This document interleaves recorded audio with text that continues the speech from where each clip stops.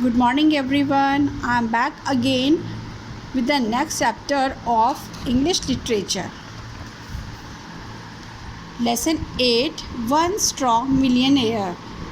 ठीक है बेटा, जो ये एक स्टोरी है वन स्ट्रॉ मिलियनेयर, ये एक फोक टेल है. फोक टेल मीन्स एक लोक कथा. जो फोक टेल क्या होती है?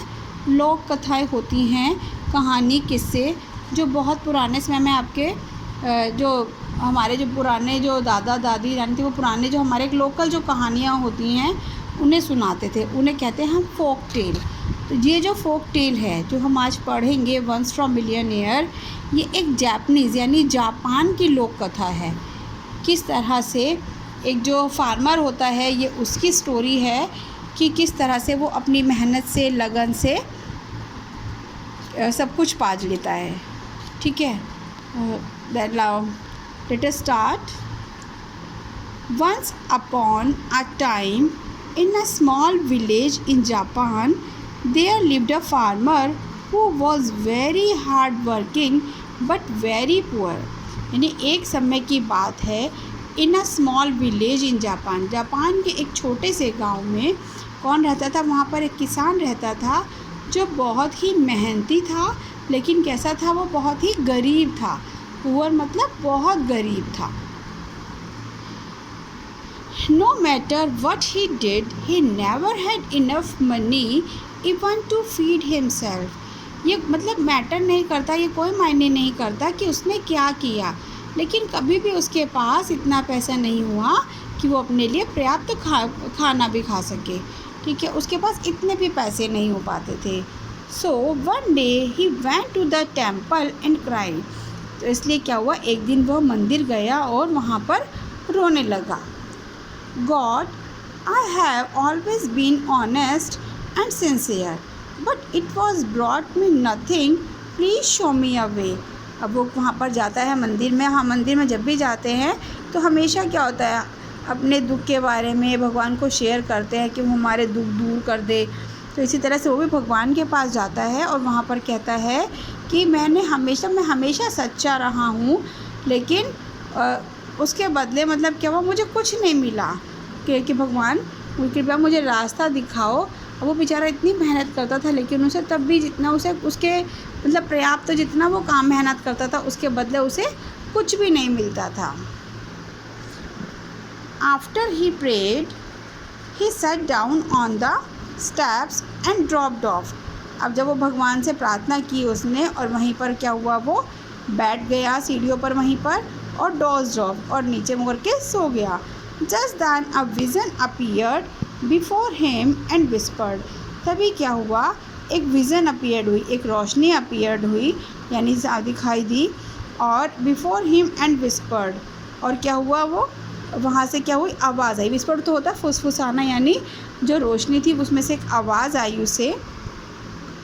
Dear child, after you wake up, value what you have in your hand but share it with others as you move forward.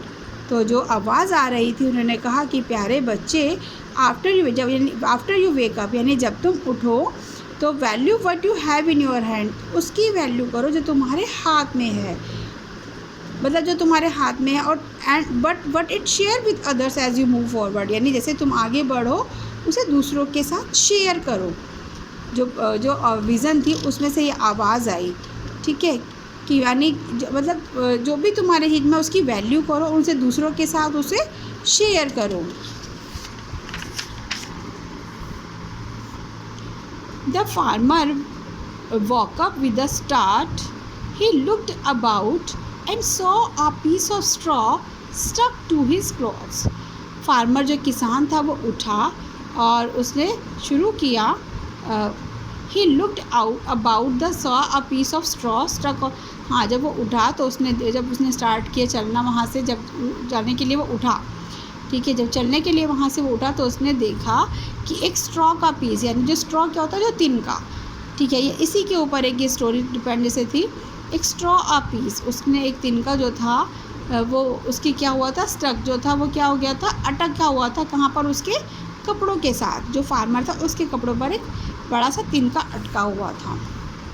Although he did not understand the vision, he decided to keep the straw. हालांकि मतलब उसे जो vision जो रोशनी आई थी, उसकी जो बातें की थी, उसे समझ में नहीं आई थी, लेकिन फिर भी इसने क्या डिसाइड किया कि स्ट्रॉ को मैं अपने पास उसने रखना डिसाइड कर लिया। उसमें यही वो था कि जो भी तुम्हारे पास हो, जो भी तुम्हें मिले, वो तुम अपने पास रखो और उसे दूसरों के साथ शेयर करो। अब जो उसे क्या हुआ, उसे समझ तो नहीं आया था, लेकिन फिर भी जो स्ट्रॉ से नज़र आई वो उसने अपने पास रख ली। Just then a horsefly sat on it. अब और तभी क्या हुआ, एक हॉर्स फ्लाई उस पर आकर बैठ गई। हॉर्स फ्लाई कौन होती हैं? जो हॉर्स को और काऊ को जो बाइट करती है, जो काट लेती हैं, ठीक है, वो होती है हॉर्स फ्लाई। तो तभी क्या हुआ, जो स्ट्रॉ थी, ये स्ट्रॉ नज़र आ रही है, उस पर क्या बैठ गई, आकर एक हॉर्स फ्लाई आकर बैठ गई। He caught it immediately. उसने क्या किया, जल्दी से उसे पकड़ लिया and tied it to the straw with a thread. और उसने क्या किया, धागे से उसे बांध दिया। जैसे ही वो उस पर आकर बैठी, उसने फटाफट से उसे क्या कर दिया, वहाँ पर टाइट कर दिया, बांध दिया उसने उसको वहाँ पर। He left the temple and was soon on his way with the straw. और जल्दी ही क्या किया, उसने उस मंदिर से वहाँ से छोड़ दिया और अपने रास्ते वहाँ से चल दिया। Just then he saw a mother and her boy howling. और तभी उसने क्या हुआ, एक मदर को देखा, एक माँ को देखा, किसके साथ, उसका बेटा था, जो क्या कर रहा था, हॉवलिंग यानी बड़े ज़ोर ज़ोर से जो रोते हैं, जैसे बड़े ज़ोर से रोते हैं। उसने एक माँ को अपने बच्चे के साथ देखा। He just doesn't stop crying, I don't know what to do. अब उसकी जो मदर थी, उसने उसको कहा, फार्मर को, कि ये पता नहीं कि मतलब बहुत रो रहा है और क्या हुआ है, वो रोता है, रो ही जा रहा है, वो रो ही रहा है बहुत, ठीक है। ही जस्ट नॉट डजंट, मतलब रोने का ना, चुप होने का नाम नहीं ले रहा है और वो रो रहा है बहुत ही ज़्यादा। I don't know what to do, कि मैं क्या करूँ, मुझे कुछ समझ में नहीं आ रहा वो क्यों रो रहा है। The farmer had an idea. तभी फार्मर को क्या हुआ, एक आइडिया आया उसे, कुछ सूझा उसे कि मैं क्या करता हूँ। Do you want this?